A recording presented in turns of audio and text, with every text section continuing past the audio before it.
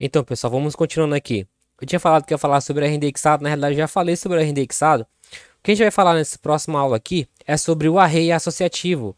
Aqui na nossa página de login, a função que a gente usa, MySQL e fetch é um array associativo. Eu expliquei o conceito de array indexado, para ficar mais claro na mente de vocês, né? A gente pode chamar um valor dentro de um array baseado no seu índice aqui. O array associativo, pessoal, é bem parecido. Qual é a única diferença?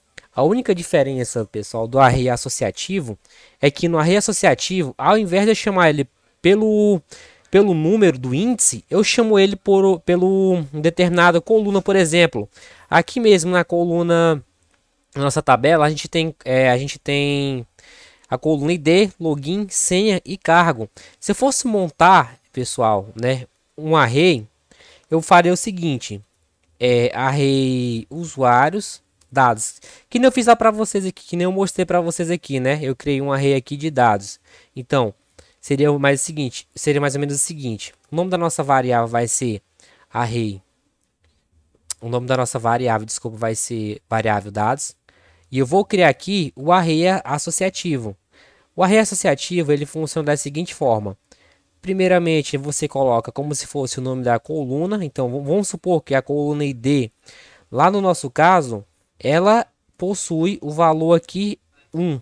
Essa setazinha aqui, ela funciona como uma atribuição. Ou seja, eu estou dizendo que dentro da coluna ID vai estar com esse valor 1. Toda vez que eu quiser que esse valor 1 apareça na tela, eu só chamo ela através do ID. Aí eu coloco um vírgula.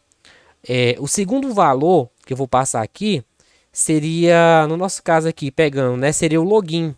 Então, lá na coluna login, vai ser atribuído a ela o valor, o lelton, arroba, hotmail.com. E lá, na coluna senha, né, na coluna senha, vai ser atribuído para ela o valor 1, 2, 3, vírgula, e lá na coluna cargo vai ser aqui atribuído o valor para ela de admin. Uma, quando retorna um array aqui, pessoal, dessa consulta aqui, é basicamente isso. O array associativo é por associação. Então, o que vai mudar do array associativo para o array indexado? É que quando eu for chamar um determinado valor, ao invés de eu passar o índice, eu passo o valor que está associado a ele. Então, por exemplo, se eu quiser que apareça na minha tela o valor 1, aqui eu vou declarar a variável. Então, a variável que está armazenando esses valores aqui é a variável dados.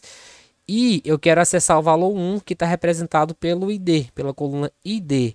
Logo, se eu der um eco na tela aqui, pessoal, ó, ele vai retornar o valor 1. Da mesma maneira, se eu quiser que apareça na minha tela esse e-mail, eu vou chamar ele aqui, ó, através da associação dele, que é login. Se eu vir aqui e dar uma atualizada, ele vai trazer o Elton. Com senha é a mesma coisa, também não muda. Ó, vai trazer 1, 2, 3 e cargo também não muda não. Ó, cargo 1, 2, 3. Foi isso que eu usei aqui, ó.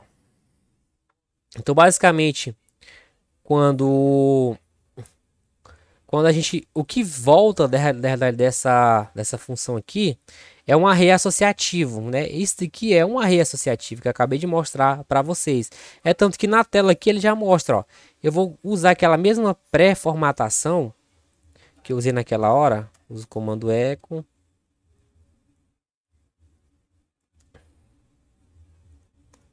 Ponto e vírgula.